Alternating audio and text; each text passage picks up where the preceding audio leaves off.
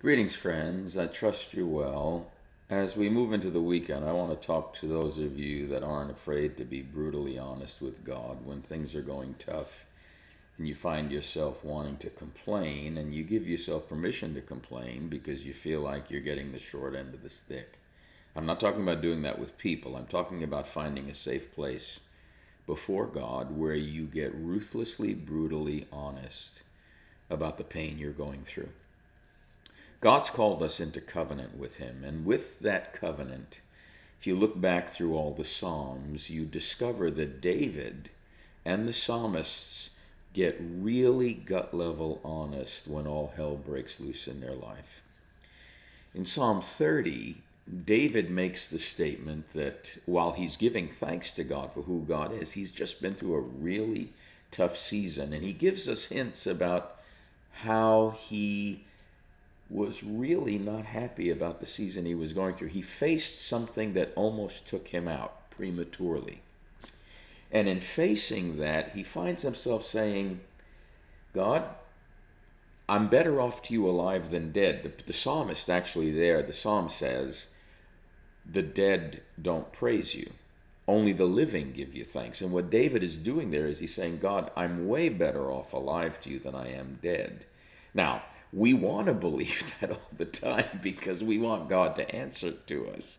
But God doesn't answer to us, we answer to Him. Job is brutally honest when he lays out his complaints against God, and then God says, who is this that darkens knowledge without counsel?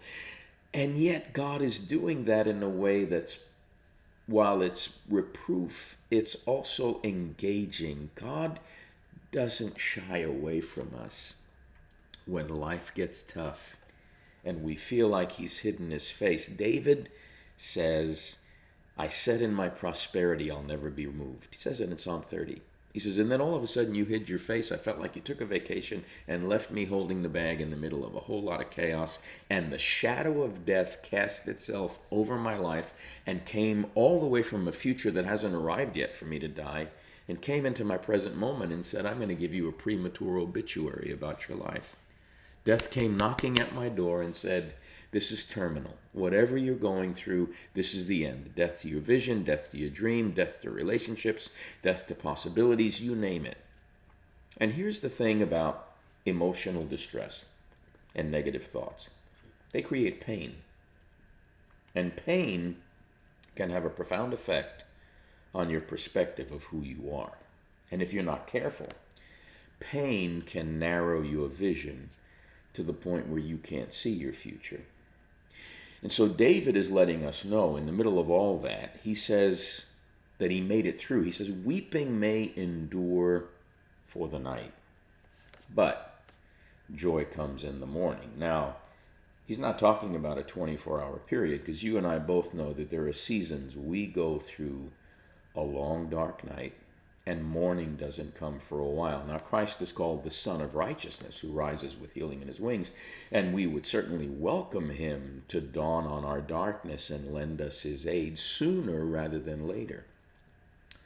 And yet sometimes, like James tells us, we have to count it all joy when we hit a boatload of chaos that wants to turbulently overthrow everything in our life to the point where everything's going fine 1 minute, and then all of a sudden, while everything is flowing together and fitting together, everything gets turned upside down, and now we're out of sync, out of sorts, out of step, and out of strength. And then we go through this weeping, this lamenting, this mourning. You go through a dark night, there's weeping in a dark night. You know it, I know it, we've been through it. But it doesn't last, or it's not supposed to. But what needs to happen is we need to overcome our narrow inflexibilities in the way we think, because we are not those negative feelings. We are not those negative thoughts. We have them, but they don't have to define us. We can identify with Christ in the midst of our pain and know that He who began a good work in us is able to bring it to completion. Death cannot conquer those who embrace the life of Christ.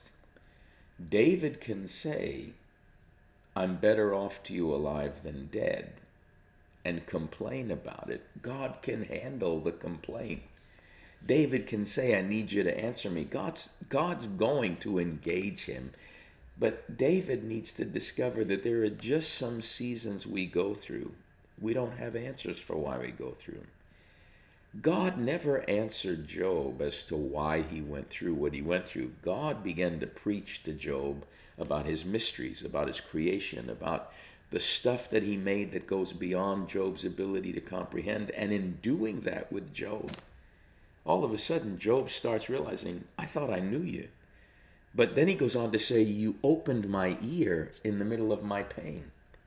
And so what God wants to do is broaden and enlarge and expand our vision in the midst of the temptations where pain wants to narrow our vision and cause us to become inflexible to the point where we think this is all there ever is going to be. It's not all there's ever going to be. Weeping will endure for the night, but joy comes in the morning. Isn't it interesting that when Jesus sends the disciples ahead of him across the lake of Galilee to the other side, they are straining at the oars all night long, and he doesn't come to them till the fourth watch in the morning, which is between 3 a.m. and 6 a.m. They had to struggle all night long, and then joy himself comes at the dawn of the morning.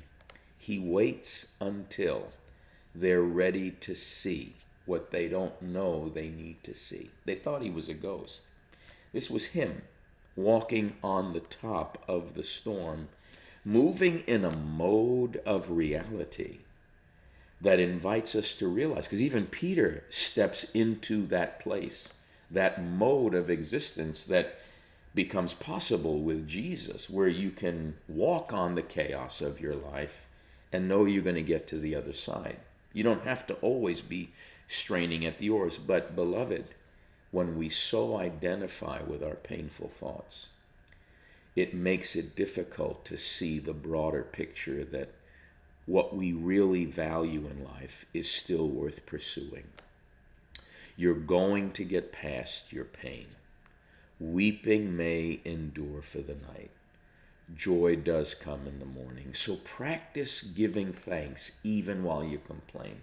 God, I'm not happy, but I trust you. God, this isn't great, but I praise you.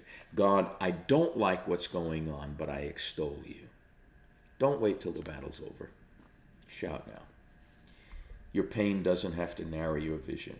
God wants to enlarge you from the inside out. When the squeeze is on you from the forces of chaos, let God break out in praise from within you, because realize, I'm not those negative thoughts. I'm not those negative feelings. I'm having them, but they don't define me. It doesn't have to narrow my vision. Who God made me to be is greater than what I'm going through. And where I'm going to is still valuable, is still worthwhile, and is still waiting for me. And death can't come prematurely. Weeping may endure for the night, but don't wait till the battle's over. Shout now. If you have no place to worship on the Lord's Day, join us at COTOLE Orlando online between 9 or 11:15. If you do have a place to worship that you call your local church home, be faithful to that house, to the elders in that house. Be faithful to the community that you're a part of, and join them, because you can't get to where you want to be alone. We could only get there together. I love you. Have a great weekend.